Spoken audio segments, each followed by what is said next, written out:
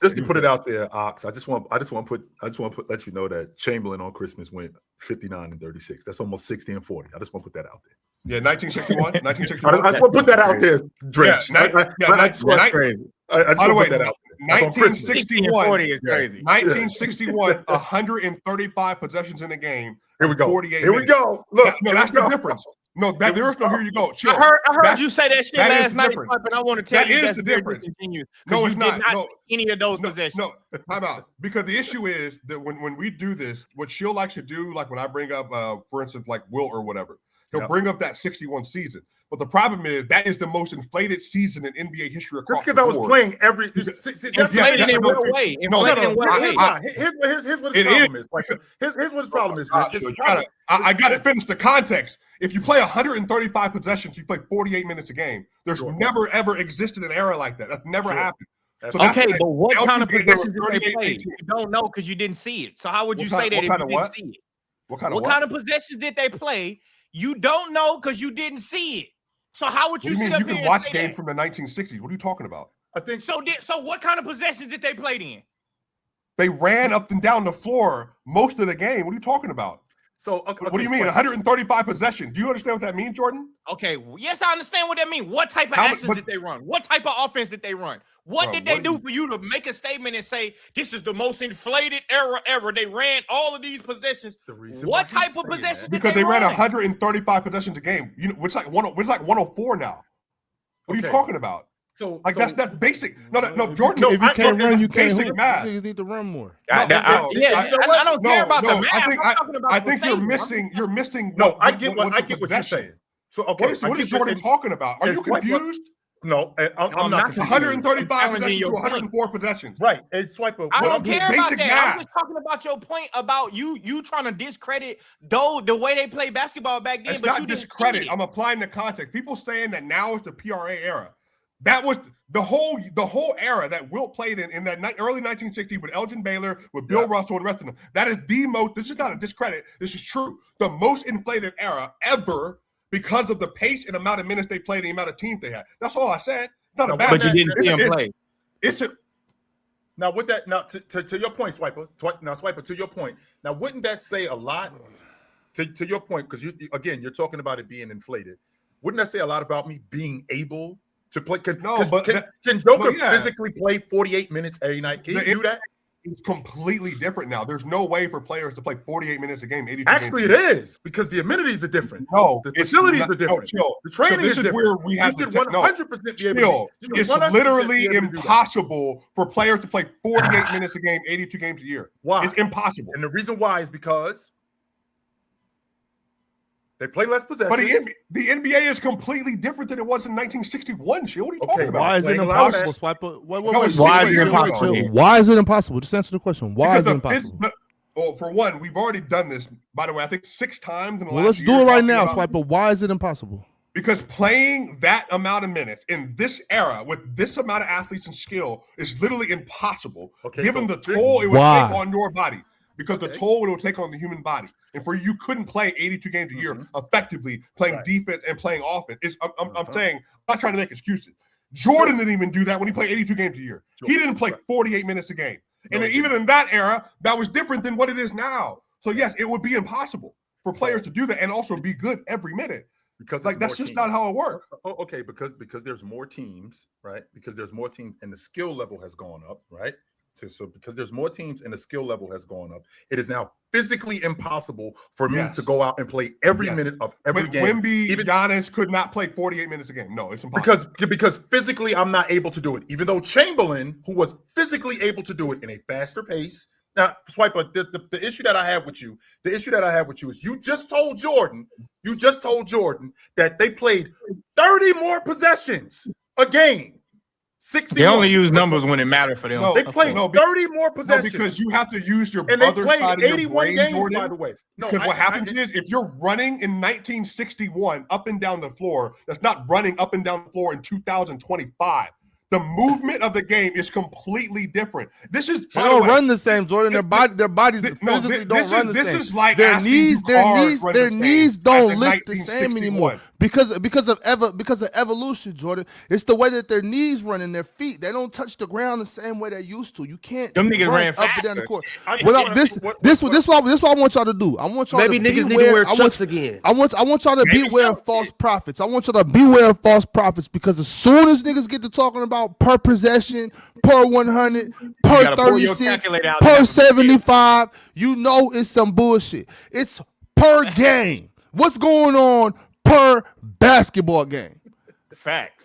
You know what I'm saying? What happened in the game? We gonna speak in basketball game. This is the only generation to where when a nigga start talking basketball, you better pull out your fucking calculator.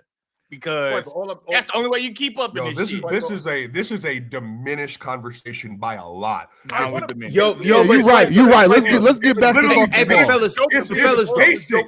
Like it's basic. I don't even understand why this is swipe a chill. Jesse Owens. It's not. Jesse Swiper. You think you saying something that's over niggas' heads, but we just disagree with you. What you're saying isn't rocket science. Okay, so you know what I'm saying? Ain't nobody confused. We just disagree with you. In the 1930s, why do 200 people run faster than Jesse Owens? Because Swiper, once you've done something, we have a new bar, and we pass that new bar. It's not, you know what I'm saying? Once somebody does it, then now somebody else does it now. You know what I'm saying? It's just, you know what I mean? It's Penn already explained this to you, so I be explaining this shit to you months ago. Yeah, but just because we don't agree with you don't mean we don't understand. I just don't agree. I understand everything you're saying. I just think it's bullshit. Swiper, here's what I'm saying. Swiper, here's what I'm saying. Not Chamberlain. Joker, yesterday in particular, right? Joker, yesterday in particular, was responsible for, I think he was responsible for over half your offense. Yesterday alone, right? He was responsible for half your offense. He's doing that on a night-to-night basis. I mean, you're not getting 35 from Jamal Murray every night, right? And you were also down 3 starters. With that also being said, is Joker in today's game physically able to play more minutes? Like if Joker had to play, if we needed Joker, because we've seen Joker play 42, 45 minutes in the playoffs. We have seen that. If we've seen Joker on a night-to-night basis, why isn't he physically able to play more minutes every night? And please, Swiper, don't tell me because the game is faster and there's defense. Because Joker does play defense, but he also plays offense too. Why can't he do that every night physically like he does on offense? Why can't he do it?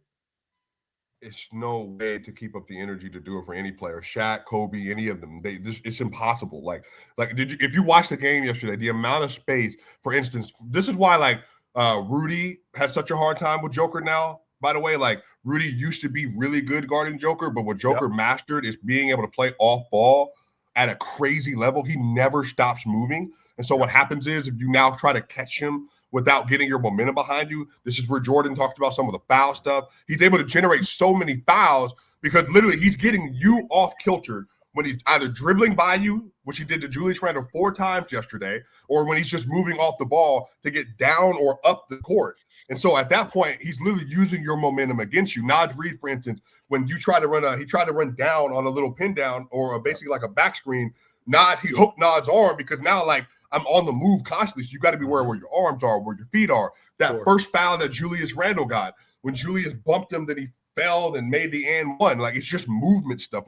Jokic is the thing that he gets most underrated is the fact that he moves. I don't know, for you all, I don't know under center that has moved this much or this well and able to do as many things on the floor as he does. That's why they have such a big difficulty with guarding him. That's why the 56 points last night was insane.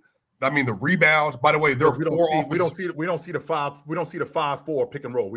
Before Joker and why am I drawing a blank on the big kid from Duke that played for Denver? Duke, the big kid that went to Duke that played for Denver, played for the Clippers too. Why am I drawing a blank on his name? The big kid, he played the 4. He played the 4 in Denver. Mason Plumlee, that's his name. That's where that started. The inverted pick and roll. I got the 5 and the 4 with that action. But with that being said, Swiper, we're talking about an era where guys do take plays off. It's not like if Joker is playing 42 minutes, if Joker is playing 45 minutes, where he's in every action and he's taking and he's giving maximum effort in every one of these actions. No, that's not what's going on. There's plenty of actions where Joker isn't even involved in this. yet he's still on the floor.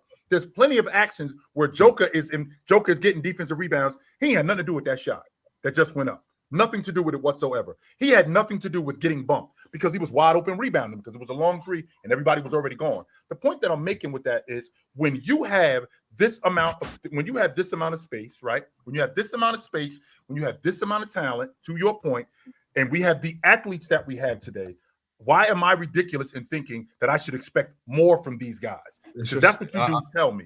Especially when you ain't playing defense anyway. You know what I'm saying? You only playing one side of the court. I also don't think Jokic moves a lot, but I don't think like that's an issue for people that's guarding him. I think Jokic is good. Like he's so skilled. Like I don't think the movement is the issue. Well, I think Jokic has led the NBA in off-ball non-shooting fouls drawn in the NBA since 2020. See, that's what I'm saying, Jordan. It is true. How the hell how do we have a stat for off-ball fouls? Non-shooting fouls. The fuck is what do you mean? How is that a crazy? I didn't even know that was a swipe. I did not know that was a stat. That's in the NBA, boy. I get tired of watching that shit. That's crazy, swipe. I never heard that before.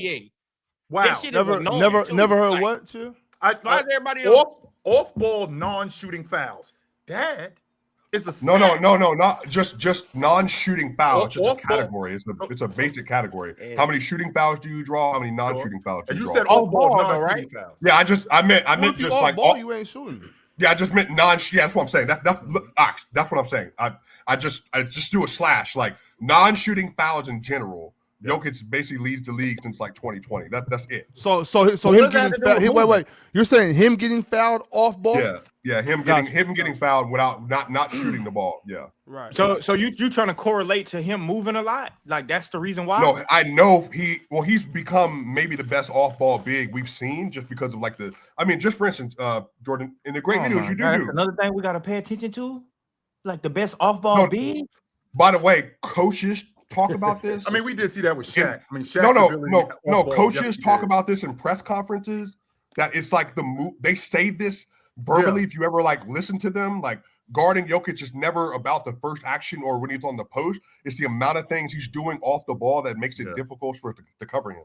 Because this is from coaches that are saying this. Because his ability to score and pass. That's what I'm saying. I know. I get that. That part I get. Yeah. Because he's not one of those guys who's just off the. I know we got to move on, Ron, but this is really interesting because to Swiper's point, his ability to pass, his ability to score, his ability to make plays, you always have to pay attention to him. He's not one of those players where you could lose track of Joker and you're fine. No, you always got to pay attention to him. So I get that. It's the panel. Religion get built on cam. Where the check throw smoke and the host go ham. You ain't never seen hoops out hit the raw. Every take got weight, every night we drop. This that barbershop. Courtside, worldwide tone. Welcome to the only show that really feel like numbers jumping like the score.